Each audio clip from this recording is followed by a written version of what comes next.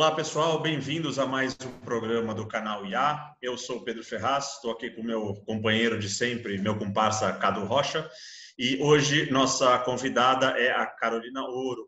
Carolina Ouro é arquiteta e empreendedora e empresária e tudo, eu acho que com muitas dicas bacanas, assim. Eu não gostaria de falar além, assim, eu acho eu acho que são boas até onde enxerga, tá super leves e parece que aconteceu, digamos, naturalmente, né? Então, Cadu, se você quiser acrescentar algo aí. Bom, super prazer, é um prazer estar sua presença aqui com a gente aqui, cara. Obrigado pelo seu tempo. Nosso papo vai ser muito legal, uma coisa informal. Todo mundo que está nos ouvindo, nos assistindo, a gente está aí, vai estar disponível no YouTube, no nosso canal, no canal do IA. E quem também quiser conferir o papo lá, o áudio vai estar disponível, o áudio todo no Spotify, no IAcast. Você entra num campo lá, podcast, procura por ia.lma. Você encontra a gente e todas as nossas conversas, nosso conteúdo aqui. Carol, prazerzaço te receber, seja bem-vinda. Obrigada, o prazer é todo meu. É uma felicidade estar com vocês hoje aqui. E eu queria até, agradecer, mas começar dizendo que foi, assim, muito legal. Hoje, sem querer, ali olhando no Instagram, passei ali pela página da IA e vi que hoje é o Dia Mundial da Alegria. Eu fiquei tão feliz, porque a gente tinha marcado o primeiro encontro que não deu certo, e aí remarcamos, e oportunamente é o Dia Mundial da Alegria, que faz todo sentido. Para mim foi muito feliz ter acontecido, e todo sentido pensando um pouco no que é esse projeto, né, e no que eu vim hoje falar um pouco, porque assim, imagina, é absolutamente fora de pretensão minha, acreditar que eu sou uma pessoa que posso mudar vidas, mas eu pode. Fico olhando o projeto de vocês e percebendo como às vezes uma palavrinha, uma frase, um gesto, uma pequena história pode mudar realmente totalmente a vida de uma pessoa. Então eu fiquei muito feliz de ser o Dia da Alegria, estou muito honrada de participar hoje aqui desse programa com vocês e queria parabenizá-los porque o projeto é muito legal. Obrigado, muito obrigado, Carol. Bom, eu acho só para eu vou chamar só para começar, você podia dar um apanhado geral assim da sua carreira, né? Formação, o caminho que você seguiu até mais ou menos até esse momento. A gente vai conversando um pouquinho sobre coisas que surgirem, né? Então, na verdade, até você esclarecer bem, né? Você é arquiteta, designer, quais são todas a amplitude disso, por favor. Legal. Bom, eu sou arquiteta, me formei pela Faculdade de Belas Artes de São Paulo e antes de ser arquiteta, eu tive um desejo enorme de trabalhar com números. Quando eu comecei aquela história no fim da adolescência, né, terceiro colegial, a gente quer entender um pouco o que a gente vai fazer, começa a procurar nossas aptidões, e lá naquele momento eu não sou a pessoa que nasceu com o dom, né? Porque a gente, quando escolhe uma profissão, existe pessoas que têm o dom mesmo, né? Não importa qual profissão que ela venha escolher, elas têm o dom. Tem pessoas que não. Eu, por exemplo, naquele momento de escolha, a arquitetura com certeza não era um dom nem um desejo da minha vida. Eu, inclusive, só pensava em algo relacionado a números, matemática. Eu sempre curti muito a parte de exatas na escola. E aí, dentro da minha loucurinha, sem nem avisar meus pais, eu me inscrevi, prestei e passei na USP em Ciências Contábeis. Nossa. E fui ali super feliz contar para o meu pai, para minha mãe e tal. Claro, qualquer pai gosta de ver um filho seu passando num vestibular, na USP ainda, é uma grande felicidade, mas naquele momento meu pai falou: filha, eu preciso te falar uma coisa. Você é um ser humano muito sensível. Você é de uma sensibilidade assim ímpar. Então, por que não pensar numa outra opção que de repente você consiga juntar isso que você ama. Eu falei, pai, mas eu gosto de matemática, eu gosto de números. Ele fala, filho, o que você vai fazer com ciências contábeis, né? O que você espera? E apesar de ter ficado um pouco revoltada ali, dele estar um pouco me contestando naquele momento, eu parei para refletir. E eu pensei que talvez ele tivesse razão. E aí comecei a tentar olhar o que eu podia pensar de algo como carreira que pudesse ter um pouco de exatas, mas que também tivesse um lado sensível. E foi nesse momento que a arquitetura apareceu na minha frente. E, de fato, na construção dos 5 anos de faculdade, eu entendi mesmo que a arquitetura ela possibilita isso, né? A matemática e a precisão, quando 1 centímetro às vezes muda tudo. 1 centímetro pode fazer um projeto dar super certo e um projeto super errado. E o lado sensível, artístico, né? Que ele existe, sempre existiu dentro de mim e que eu pude explorar. Então, a faculdade foi muito enriquecedora, eu amei fazer a faculdade, mas gostei mais ainda de logo de cara ter começado a fazer um estágio. Eu comecei a fazer estágio no primeiro semestre de faculdade. E eu estudava à noite e trabalhava o dia inteiro. Eu me lembro até hoje, um dia eu vou ter a oportunidade de passar esse vídeo que a gente está fazendo aqui hoje, os meus 2 chefes, que eram o Ramon e o Jatobá. E eu me lembro que quando eu cheguei lá, eu falei, olha, eu não quero ganhar nada, eu quero só aprender. E eles falaram, tá bom, legal. E aí eu comecei a trabalhar e no final do primeiro mês eles me chamaram e falaram assim, a gente fica muito feliz que você não queira ganhar nada, mas a gente vai te pagar. Eu lembro como se fosse hoje eles falando, a gente vai te pagar R$1 a hora. E eu assim, falei, não, liguei para minha mãe e falei, você não está entendendo, eu tenho um salário, né? Fiquei muito feliz com esse salário, mas assim, de novo, voltando ao Dia Mundial da Alegria, e acho que foi muito feliz mesmo, eu sempre tive alegria no que eu escolhi fazer. E isso fez muita diferença na minha vida. Né? E eu fico pensando como nós, eu falo isso eu, você, Pedro, você, Cadu, né?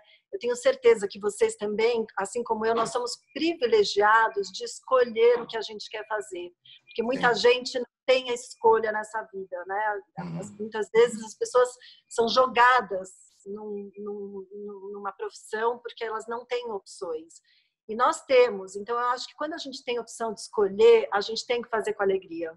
E quando a gente faz com alegria, a coisa vai, a coisa tende a funcionar, tende a dar certo. Então, eu trabalhei assim desde a minha época de estágio e eu tinha o meu escritorinho montado no meu quarto, porque eu sempre tive vontade de trabalhar sozinha. Eu nunca passou pela minha cabeça trabalhar para alguém.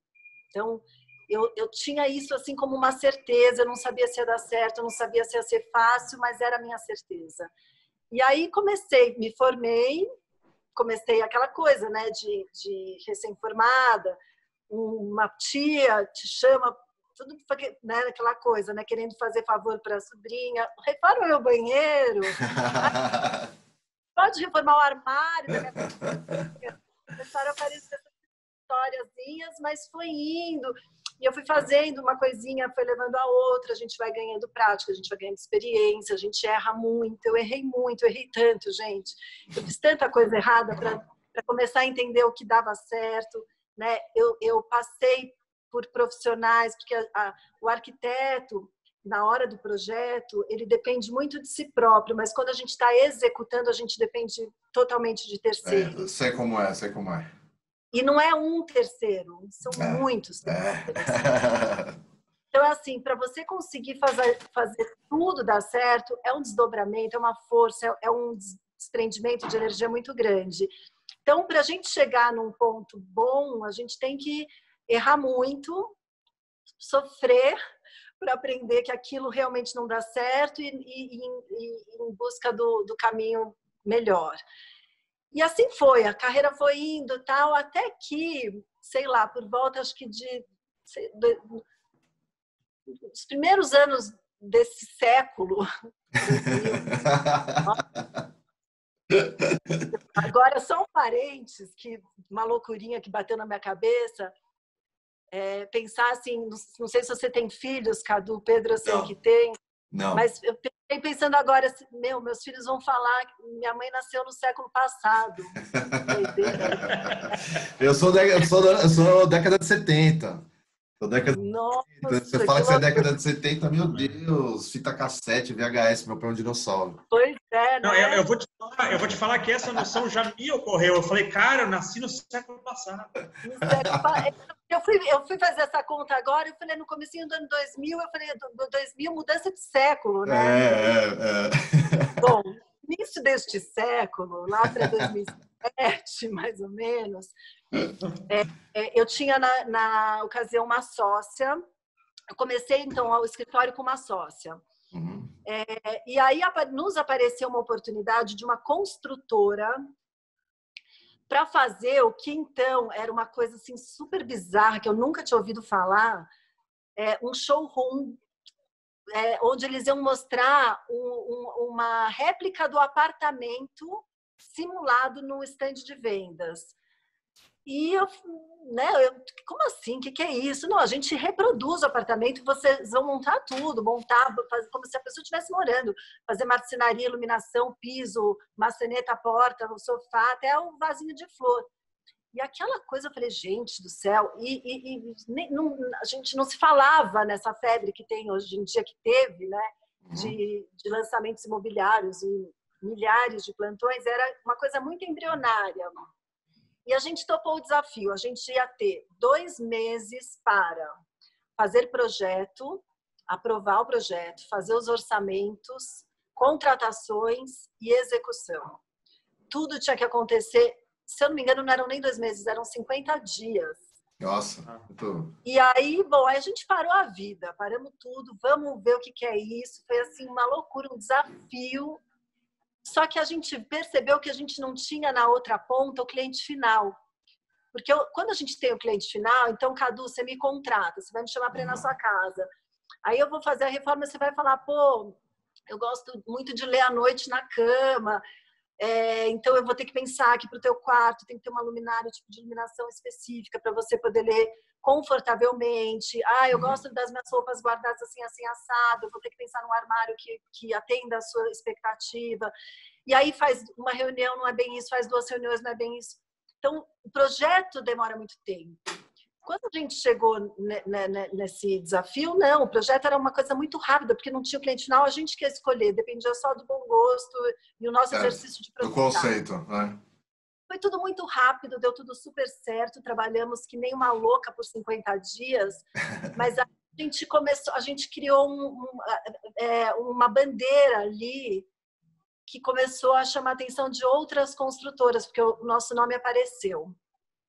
E aí, uma outra construtora chamou, e uma outra construtora chamou, uma outra construtora chamou, e a gente abriu um segundo leque, um nicho ali no meu escritório, para apenas entender lançamentos imobiliários. Então, a gente fazia stand de vendas, apartamentos decorados e projetos da área de lazer, que também nasceu naquele período, né, quando os prédios passaram a ter mini clubes, né? Porque os prédios de antigamente tem o quê? No máximo um salão de festas, uma piscina, uma quadra, né? E olha lá, né? Olha lá. E olha lá, o meu não tem nada, nenhum desses 3 itens. Eu também não. Da década de 60. Prédios novos, tem tudo, gente. Tem até espaço para o cachorrinho, circuito de cachorro, sabe? É uma loucura. E aí, aí a gente encontrou esse nicho no mercado que foi muito bacana, porque deu volume e deu crescimento para o escritório. E junto com todo o crescimento, a gente tem ônus e bônus, né? Sim. Então, com esse crescimento, apareceu mais uma sócia, o escritório cresceu, a gente ampliou, a gente ficou grande, a gente ganhou dinheiro, a gente começou a trabalhar muito, foi tudo maravilhoso, mas aí a gente começou, eu, né, em especial, comecei a questionar algumas coisas, porque sociedade é uma coisa difícil. E se não tiver muito redondinha, se você não tem muito a ver com aquela pessoa, se seus pensamentos não estão muito em encontro com aquilo, as coisas tendem a não dar tão certo. E quando você cresce muito, às vezes você não olha, porque a coisa está indo, está fluindo. Mas aí eu comecei a ter alguns incômodos, porque eu sempre fui muito dedicada, eu sempre fui muito perfeccionista, e eu queria resgatar dentro do escritório aquilo que para mim era o principal. Temos que olhar para o projeto. Para olhar para o projeto tem que ter tempo, tem que ter dedicação, não adianta explodir, vamos reduzir. Aí uma das sócias saiu, passado um tempo fiquei eu e mais uma, a gente também desfez a sociedade, porque éramos muito amigas de infância e a gente queria preservar a amizade acima de tudo, os nossos ideais não estavam batendo, mas ainda assim eu era muito grande. Para vocês terem uma ideia, quando eu falo assim, eu estava... 2010, agora já estou em 2010, 2011, eu tinha 24 arquitetos trabalhando para mim. Conhecemos em 2011, né? Oi? Nós nos conhecemos em 2011. Foi eu comecei o trabalho para o restaurante. Sim, foi por volta disso, Pedro. E aí eu falei, não, tá na hora de reorganizar, né? Eu quero ser grande no tamanho que eu possa manter o que eu acredito de ser mais importante dentro da arquitetura. A gente tem que saber ouvir, né, o cliente. A gente tem que saber... bom, isso é para qualquer carreira, sim, né? Sim. Isso não é só da arquitetura. Mas quando você não tem tempo, você não ouve. E saber ouvir é uma arte. Então, eu precisava ouvir, eu precisava interpretar e eu precisava colocar aquele sonho no papel com todo cuidado. Como eu sempre, isso é característica minha, eu fui muito centralizadora, eu percebi que com quantidade eu não ia conseguir olhar com todo esse carinho. E aí, bom, foi uma segunda, eu tive então essa etapa, a primeira etapa da carreira, que era eu batalhando atrás dos projetinhos e tudo mais, né, querendo crescer. Essa é a segunda etapa que eu tive esse boom, que eu tinha, sei lá, eu tive um ano assim que eu tinha às vezes quase 100 projetos rolando, assim, loucura, gente, loucura. E aí eu vi que não, que eu queria qualidade, não queria mais quantidade, que eu queria qualidade. E aí o escritório ele começou a dar uma pequena reduzida, até que eu fiquei, acho que com 10, 12 arquitetos. E esse número era um número confortável para mim, eu conseguia cuidar, gerenciar de uma forma que eu ainda atendia muito bem meus clientes. E aí, 2015, foi até, acho que quando talvez, Pedro, eu sei disso, porque eu lembro de uma vez ter tido uma conversa com teu pai sobre esse assunto.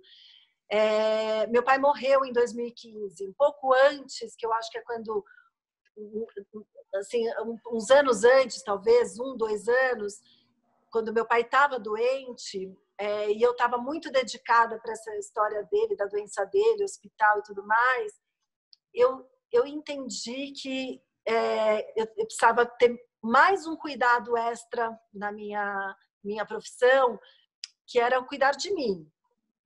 Porque eu estava dando tudo certo, eu já tinha tido meu ápice, eu já tinha tido uma puta carreira, eu tinha conseguido juntar uma grana, aí eu tinha entendido que eu precisava melhorar a qualidade do escritório, dos projetos e do atendimento, que também já estava fluindo muito bem, até que eu fui entender que eu precisava chegar no momento que eu estava precisando cuidar de outra coisa muito importante para as coisas continuarem seguindo bem, que era cuidar de mim, porque eu parei ali naquele momento e falei, gente, eu não olho para mim. Né? E eu preciso citar uma coisa que a gente ficou meio nas entrelinhas, assim, com tudo isso, né? Você comentou aqui, você ainda é mãe, né? Ou seja, fez faculdade, carreira, explodiu o escritório, diminuiu o escritório, não sei o quê, e foi mãe.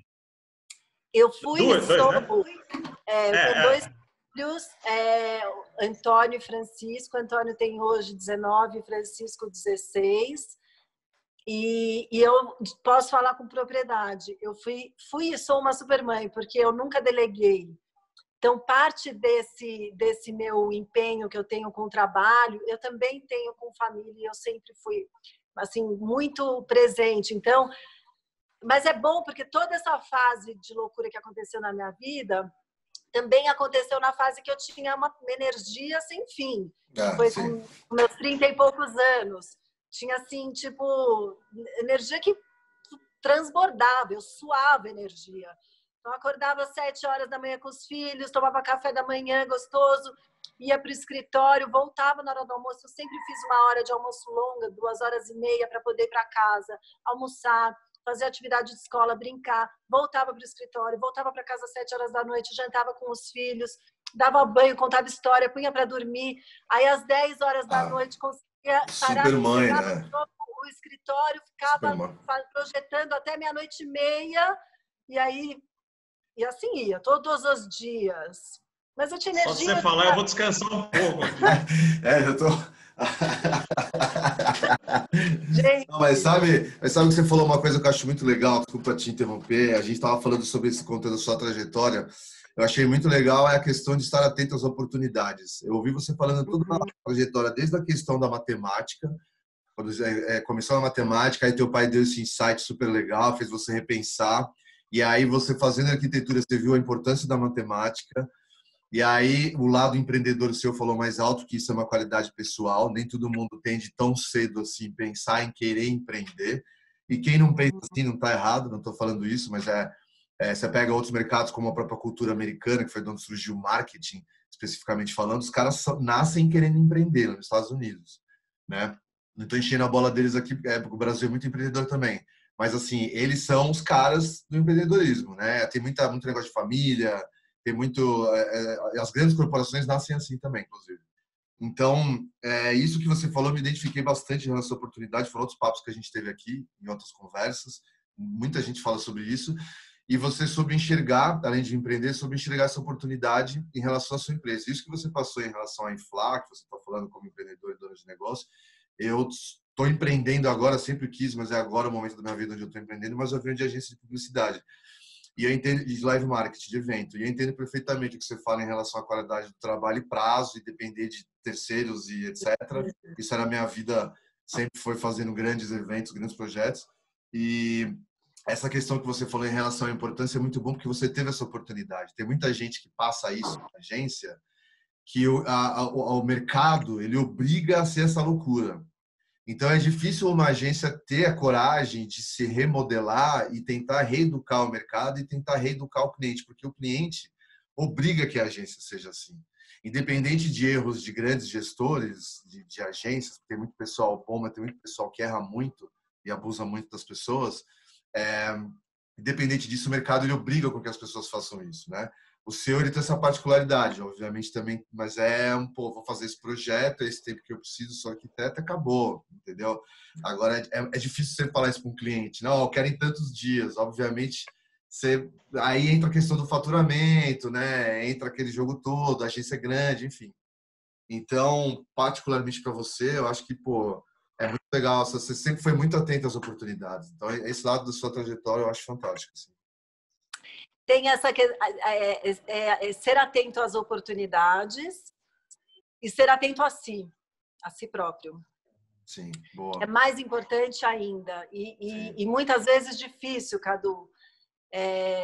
Outro dia eu estava conversando com uma amiga de um projeto que ela tem, que ela está fazendo maravilhoso, que ela quer gerar para adolescentes sem recursos financeiros, né, cursos online gratuitos, e ela está querendo formar uma rede de doadores de tempo para isso, né, e eu me ofereci, que é justamente para oferecer para esses jovens e adolescentes conversas e papos para que eles possam, às vezes, olhar para si próprio, para entender quem são, para aí sim gerar oportunidades, porque, como eu falei lá no começo, tem muita gente que a vida te joga naquilo e você vai quase como um burro de carga obrigado a fazer aquilo, e aí você não olha uma coisinha que às vezes está lá dentro, e de repente se você conseguir fazer uma coisinha florar e se agarrar a isso, pode mudar totalmente a sua vida.